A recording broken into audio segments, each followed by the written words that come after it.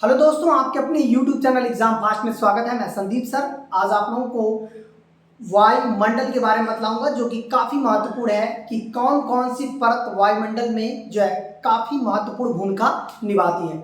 इसका हम लोग बहुत अच्छे से और विस्तार से समझेंगे ताकि किसी भी कंपटीशन, चाहे वनडे हो चाहे उत्तर प्रदेश पीसीएस आयोग हो, उसे भी आप आसानी से इसी सिलेबस के माध्यम से निकाल सकते हैं। तो चलिए हम लोग आज बात करते हैं जो है आज के सेशन की। इस सेशन को देखते हैं। यहाँ पर पहला जो है पॉइंट आ गया आपका जो है क्षोभ मंडल। याद रखिएगा, ये पृथ्वी का पहला मंडल है क्षोभ मंडल। इसकी ऊंचाई लगभग अलग अलग असमान होती है। जैसे सबसे ज़्यादा इसकी जो क्षोभ मंडल की ऊंचाई आप कहेंगे तो विषुवत रेखा पर ज़्यादा होती है और ध्रुवों पर लगभग 8 किलोमीटर की आसपास होती है। यदि औसत की बात किया जाए तो औसत जो है यहाँ पर कह सकते हैं कि औसत ऊंचाई यदि देखा जाए तो 13 किलोमीटर के आसपास औसत ऊंचाई आती है, जिसमें आप देख सकते हैं वायुमंडल का सबसे निचली परत होता है और 18 किलोमीटर ऊंचाई इसकी विषुवत रेखा मतलब भूमध्य रेखा पर होती है। 8 किलोमीटर इसकी ऊंचाई जो है ध्रुवों पर होती है और औसत ऊंचाई देखा जाए तो ये हो जाता है 12 से 13 किलोमीटर औसत ऊंचाई हो जाएगा। ठीक है, ये आपको बात एकदम क्लियर याद होनी चाहिए। फिर बात करते हैं कि यहाँ पर संवहनी धाराएं होती हैं। आपको ये भी ध्यान रखना है कि जैसे जो बादल का निर्माण होता है वो संवहन के द्वारा होता है। इसका मतलब है कि बादल, ओला, वर्षा, ये सब कुछ संवहन की क्रिया होती है। ठीक है, तो यहाँ पर सभी जो मौसमी संबंधी घटनाएं होती हैं वो कहाँ पे होती हैं? क्षोभ मंडल में। क्यों? क्योंकि यहाँ पर संवहनी धाराएं होती हैं। ठीक है, इस मंडल में ऊंचाई बढ़ने पर जो तापमान होता है लगभग गिरता है। इसका मतलब है कितनी ऊंचाई पर सामान्य ह्रास होता है तो 165 मीटर की ऊंचाई बढ़ने पर इसमें 1 डिग्री सेल्सियस की कमी आती है। देखिए यहाँ पर कमी आती है लगभग 165 जो है मीटर ऊंचाई पर। ठीक है, अब बात हम लोग करते हैं कि सामान्य ह्रास ऋतु या मौसम संबंधी सभी घटनाएं इस मंडल में होती हैं, चाहे बादल हो, वर्षा हो, आंधी तूफान, गर्जना बरसना या गर्जना हो गया या वर्षना, मतलब जितनी भी घटनाएं होती हैं ये सब कुछ घटनाएं जो है इसी मंडल का हिस्सा है जो आपके एग्जाम में यहाँ से क्वेश्चन पूछ सकता है। इसका मतलब है कि इसी को हम लोग क्षोभ मंडल कहते हैं। इंग्लिश में इसे ट्रोपोस्फियर बोला जाता है।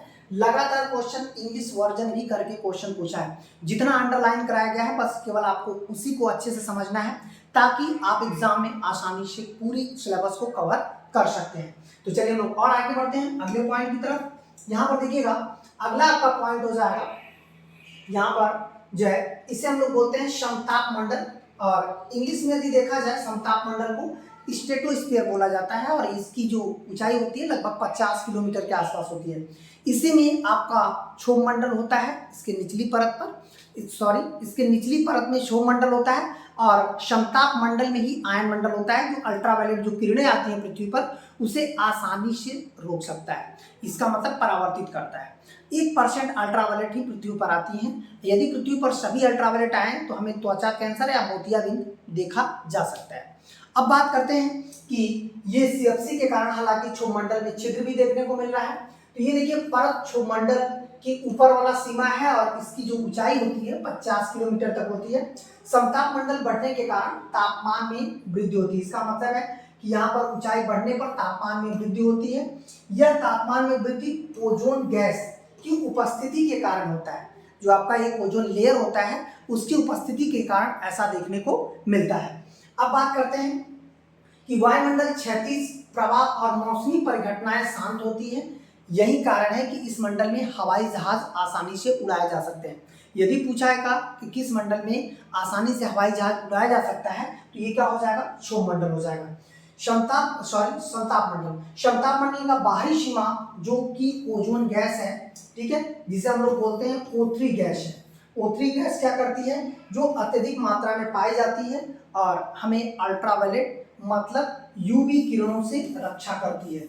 यूवी किरणों से इसकी रक्षा करती है। हालांकि 2-3 जगह छिद्र भी हुआ है, जैसे अंटार्कटिका के ऊपर, सिंगापुर के ऊपर और यूएसए मतलब संयुक्त राज्य अमेरिका के ऊपर जो परत है उसकी मोटाई कम हो गई है। ठीक है, चलिए और आगे बढ़ते हैं।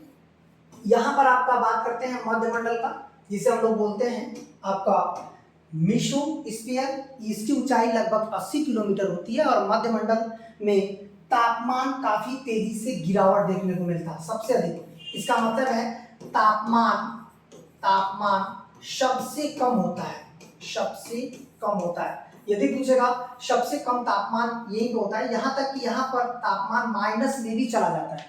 क्वेश्चन ये कई बार दिया है कि माइनस में तापमान कहाँ पर चले जाते हैं, तो मीसो आपका स्फीयर है जिसे हम लोग कहते हैं मध्यमंडल। यही नहीं बल्कि यहाँ पर क्या होता है, उल्का पिंड, जैसे आपको चमकता हुआ जो है टूटता हुआ तारा जो दिखाई देता है, उल्का पिंड की घटना किस मंडल में हमें देखने को मिलती है, तो ये मध्य मंडल में उल्का पिंड की घटना देखने को मिलती है। अब समझ में आ गया। इसका मतलब है कि मध्य मंडल एक ऐसा भाग है जहाँ पे उल्का पिंड की घटना है, यहाँ तक कि -डिग्री तक टेम्परेचर, सबसे न्यूनतम टेम्परेचर जो है मध्य मंडल में होता है। ठीक है, चलिए और आगे बढ़ते हैं, उसके ऊपर जाएंगे फिर टेम्परेचर बढ़ता चला जाएगा। अब आते हैं आयनोस्फीयर। यदि आयनोस्फीयर की बात करें तो जो आयनोस्फीयर है इसको देखा जाए तो ये लगभग 400 किलोमीटर ऊंचाई तक होता है और इसे जो है आयन गैस की अधिकता होने की वजह से इसे आयनोस्फीयर बोलते हैं। यही गैस रेडियो तरंगों को पृथ्वी पर परावर्तित करता है, मतलब आयन मंडल से ही रेडियो तरंगें पृथ्वी पर परावर्तित होती हैं, जिसे बिना जो है तारमंडल, बेतार का तारमंडल कहा जाता है। यदि आयन मंडल नहीं होता तो हम लोग रेडियो तरंगे या मोबाइल तरंगे परावर्तित नहीं हो पाती, सीधे अंतरिक्ष में चली जाती। तो यहाँ पर देखिएगा, यहाँ पर रेडियो तरंगों का परावर्तित करना, ये ध्यान रखना है इसके वायुमंडल में। और दूसरी बात है, इसमें 4 प्रकार के लेयर पाए जाते हैं। कौन कौन से? एक डी लेयर होता है जो 60 से 99 किलोमीटर के बीच होता है। इस परत में रेडियो तरंगों की दीर्घ तरंगे, जो बड़ी तरंगे जो है दीर्घ तरंगे वाली जो है परावर्तन करता है। और ई लेयर जो होता है इसमें रेडियो तरंगे के मध्यम तरंग को परावर्तित करता है।